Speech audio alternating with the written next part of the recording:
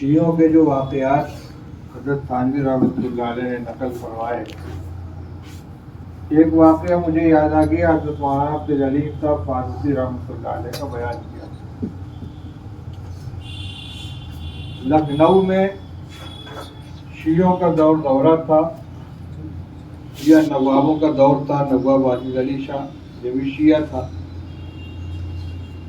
ایک نواب کے یہاں ایک سنی ملازم تھا، اس نے اپنی ڈیوڑی کے اوپر جہاں سے جوتا اتار کے پیر رکھ کر اندر آتے ہیں، اس پر اس نے لکھا عمر، اور اس سے کہا اس پر جوتے مارو۔ اب وہ بیچارہ ملازم اور سنی حضرت عمر رضی اللہ عنہ کے نام پر جوتے کیسے مارے؟ اس نے کہا حضور اس میں تو علی کا عین ہے، مٹا دو اس کو۔ مٹا دیا، اب کیا بچا؟ مار، اب مارو۔ تو حضور محمد کی میم ہے، اس کو مٹا دو، اب مارو۔ اور اس نے کہا بے ٹکان پڑے، اس لیے کہ اب رابطے کی رے۔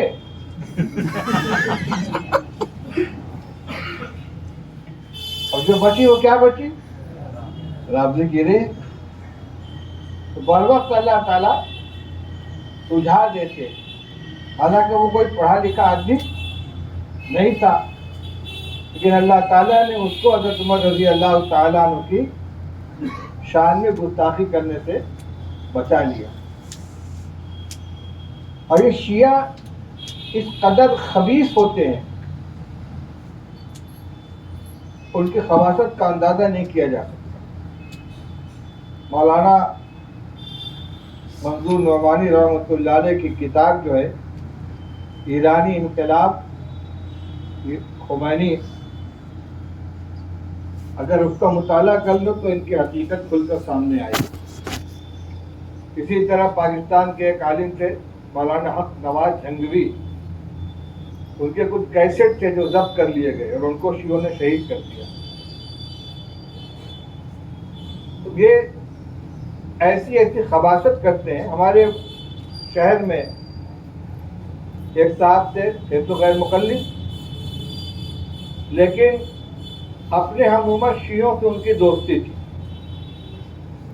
وہ اپنی مجلس میں ان کو بلاتے تھے، اور غیر مقلد تو آزاد ہوتے ہیں، ہر جگہ چلے جاتے ہیں۔ سال میں ایک دن تھا جس دن ان کی کوئی مجلس ہوتی تھی، اور اس میں یہ اس کو بلاتے تھے، یہ جاتے تھے۔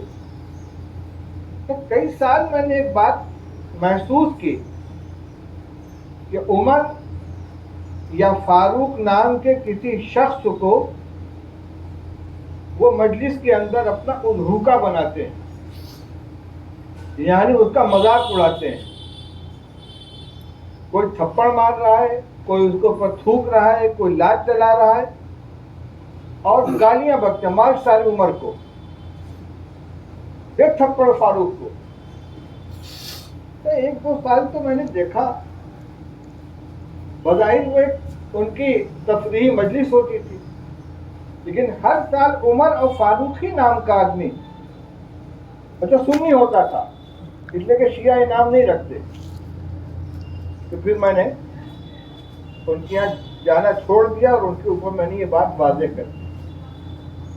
ہمارے بالکل پڑوس میں ایک مکان کے بعد شیعوں کی حویلی ہے، حویلی اس کا نام ہی ہے، بہت لمبا چوڑا مکان ہے، 5-6 دروازے، اس میں صرف شیعہ رہتے ہیں۔ اس میں میرے ہم عمر ایک ہیں، جعفر نام ہے ان کا، اور ان کے ایک دوست تھے سعید الرحمان، جو پڑوس میں رہتے تھے۔ سعید الرحمان نے خود یہ قصہ سنایا کہ جعفر میرا دوست ہے، ایک دن گرمی کے موسم میں دوپہر کو میں اس کے یہاں پہنچا، میں نے آواز دی جعفر، اچھا آتا ہوں۔ آیا، بیٹھکا کھولا، ہمارے ایک عام طور سے رہائش دوسری منزل میں ہوتی ہے، دروازہ کھولا، بیٹھایا، اس کے بعد آواز دی بچی سے، ارے دیکھ سعید الرحمان چچا آئے، 2 گلاس شربت لے آؤ۔ تو وہ 2 गिलास से शरबत लेकर आई, एक इनके आगे रखा और एक सईदुर रहमान के आगे रखा। इन्होंने अपना गिलास उठा के उसके आगे रख दिया और उसका गिलास उठा के अपने आगे रख लिया और कहा पियो। पर मुझे ख्वाहिश नहीं है सब, नहीं पीना पड़ेगा। क्यों नहीं है? क्यों मंगवाए 2 गिलास? इनके यहाँ ये है कि थूकेंगे, सुन्नी को कोई चीज खिलानी है तो उसमें रेत मिला देंगे, थूक मिला देंगे। और मौलाना हक नवाज जहांगीरी की जो तकरीर सुनी है तो हैरत हुई कि एक शिया की बीवी एक सुन्नी औरत थी, उस शख्स ने एक सुन्नी आलिम को दावत दी, खाना खिलाने के लिए बैठाया,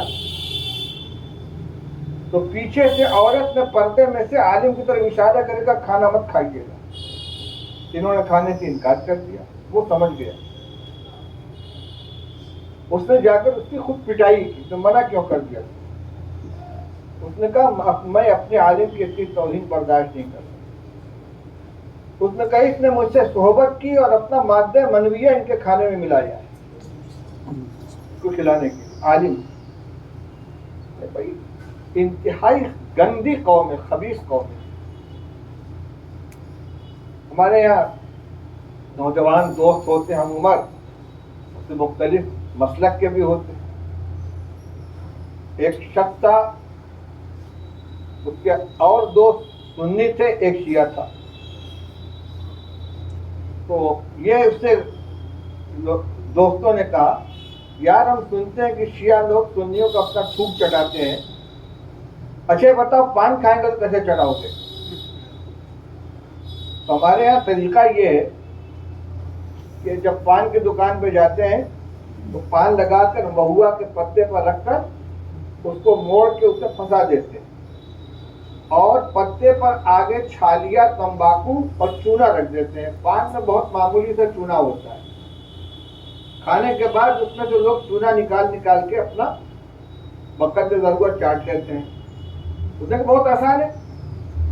तो कैसे कि जब पान की दुकान से पान लोगे तो सबसे पहले मैं लूंगा अपने हाथ में और हाथ में लब लगा के उसमें से चूना निकाल के चाट लूंगा। अब मेरा थूक तो उसे मिल गया।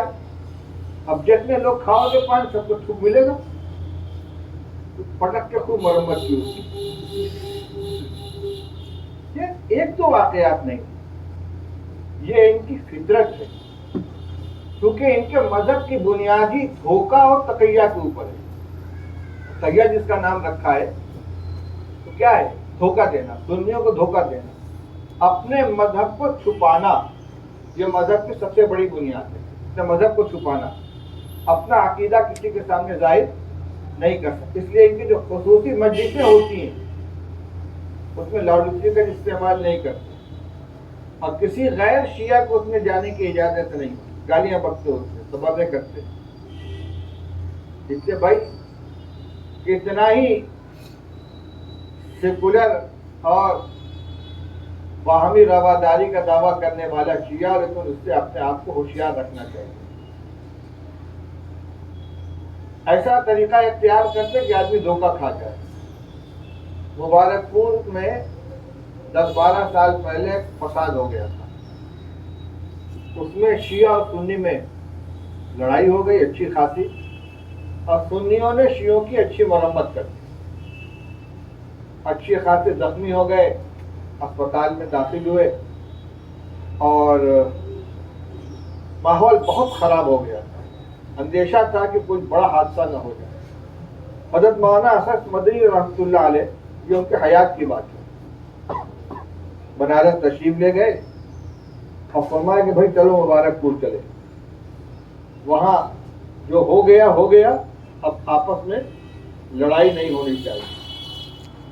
तो दिल्ली से, लखनऊ से कल्ब जव्वाद को और कल्ब साजिद को बुलवाया। खुद मौलाना असद साहब शामिल हुए। बनारस से मैं और हमारे दोस्त मौलाना अब्दुल मतीन साहब मरहूम साथ में गए और مولانا عبدالرب صاحب آزمی جو اس وقت جمعیت علماء اتر پردیش کے صدر ہیں وہ، اور خیرآباد مدرسے کے ناظم حافظ عبدالحی صاحب، یہ لوگ ساتھ ہو گئے. گاڑی کہیں 2 گاڑی تھی. اعظم گڑھ شہر کے جن اسپتال میں وہ زخمی بھرتی تھے وہاں جا کے ان کی عیادت کی. اس کے بعد ظہر کا وقت ہو گیا تو یہ ہوا کہ بھائی ظہر کی نماز پڑھ لی جائے. مسجد میں پہنچے، وہاں جماعت ہو رہی تھی، آخری رکعت چل رہی تھی. تو قلب صادق صاحب نے کہا آپ پڑھائیے، ہم تو آپ کے پیچھے پڑھ لیتے ہیں. آپ نماز پڑھائیے، ہم تو آپ کے پیچھے پڑھ لیتے ہیں. میرا وضو تھا، میں لپک کر گیا اوقات اخیرہ میں جا کر شامل ہو گیا. اور اس کے بعد میں نے کہا یہ کچھ نہ کچھ حرکت کرے گا، مجھے تماشا دیکھنا ہے کیا کہتا ہے. چنانچہ وضو ہوا اور دالان کے اندر جماعت سے نماز ہونے لگی. ہمارے لوگوں میں سے کسی نے نماز پڑھائی جو مقیم تھے وہیں کے اعظم گڑھ تھے. 4 رکعت نماز ظہر کی پڑھائی انہوں نے، اور یہ دونوں حضرات جو تھے صف میں کھڑے ہو گئے. لیکن انہوں نے اپنی اپنی ظہر اور عصر پڑھی 2 رکعت. ان کی یہاں ظہرین اور مغربین ہوتی ہے. 5 وقت نماز نہیں پڑھتے، 3 وقت پڑھتے ہیں. ایک فجر، ایک ظہرین اور ایک مغربین. انہوں نے ظہرین پڑھی، یعنی صورت کے اعتبار سے امام کے پیچھے کھڑے ہیں. 2 رکعت اپنی ظہر پڑھی اور 2 رکعت عصر پڑھی. اور یہ پتہ کیسے چلا؟ قاعدہ اخیرہ میں نماز مکمل کرنے کے بعد ہمارے یہاں سلام پھیرا جاتا ہے، ان کے 3 مرتبہ ہاتھ اٹھایا جاتا ہے. ان کا نماز سے نکلنے کا یہ طریقہ ہے. میں بیٹھا غور سے دیکھ رہا تھا. جب امام صاحب 2 رکعت پر قاعدہ اولیٰ میں بیٹھے تو انہوں نے ایسے ایسے کر لیا. اچھا، ان کے ہاتھ باندھا نہیں جاتا. کھڑے ہو گئے، نماز میں داخل ہو گئے تو ہاتھ ہلایا، اس کے بعد پھر کھڑے ہو گئے. یہ دھوکہ ہے. ہم آپ کے اقتداء میں نماز پڑھیں جناب، آپ پڑھائیے، ہم تو اتحاد چاہتے ہیں. اور اقتداء نہیں کی. تجربے بہت ہیں، اس لیے اس قوم سے کبھی دھوکہ نہیں کھانا چاہیے. ہمیشہ ان سے ہوشیار رہو. یہ دینی اور دنیاوی دونوں طرح کا نقصان پہنچاتا ہے. یہ چند نمونے آپ کے سامنے آئے. آپ حضرات علماء کرام ہیں. بھائی دیکھو، جہاں تک دنیاوی مسائل ہیں، فسادات وغیرہ کا مسئلہ ہے، کہاں؟ ہاں، مصالحات اس معنی میں ہو گئی کہ بھائی دیکھو اب کوئی لڑائی نہیں ہونی چاہیے. جن لوگوں کے خلاف مقدمات دائر تھے اب جا کر کچھ لوگوں کی اس میں ضمانت وغیرہ ہو گئی ہے. اتنے دن کا معاملہ تھا کہ اگر مولانا اسد صاحب اس میں کچھ شریک تھے. 12 لوگ مصالحت ہو گئی تھی. تو میں یہ کہہ رہا تھا کہ کوئی جو معاملات ایسے ہیں فسادات وغیرہ کے موقع پر، تو وہاں تو ہندوؤں کے ساتھ بھی رواداری بڑھتی جاتی ہے کہ بھائی ہم مل جل کر رہیں گے. وہاں پر مسئلہ عقیدے کا نہیں ہے. اور بعض دفعہ اور بھی آگے بڑھ جائیے کہ ہمارے نزدیک تو وہ ایمان والے نہیں ہیں اپنے عقائد کی بنا پر، لیکن دنیا ان کو مسلمان مانتی ہے. اس لیے اگر اسلام کے مسئلے پر کہیں ان کو شریک کرنا پڑ جائے تو شریک کیا جا سکتا ہے. مثلاً یہ وقف بورڈ کا جو مسئلہ چل رہا ہے، مسلم پرسنل لا بورڈ کا، اس میں کچھ شیعہ بھی شامل رہتے ہیں. اس وجہ سے نہیں کہ ہم اور وہ ایک ہیں، بلکہ اس وجہ سے کہ دوسروں کی نظر میں وہ بھی مسلمان ہیں. تو کم سے کم ہمارے خلاف نہ چلے جائیں، ہم کو نقصان نہ پہنچائے. اگرچہ وہ اس سے بھی باز نہیں آتے. میر جعفر اور میر صادق شیوئی میں کہتے ہیں، میر قاسم بھی، جتنے میر صاحبان ہیں سب انہی میں سے تھے اور آج بھی ہیں.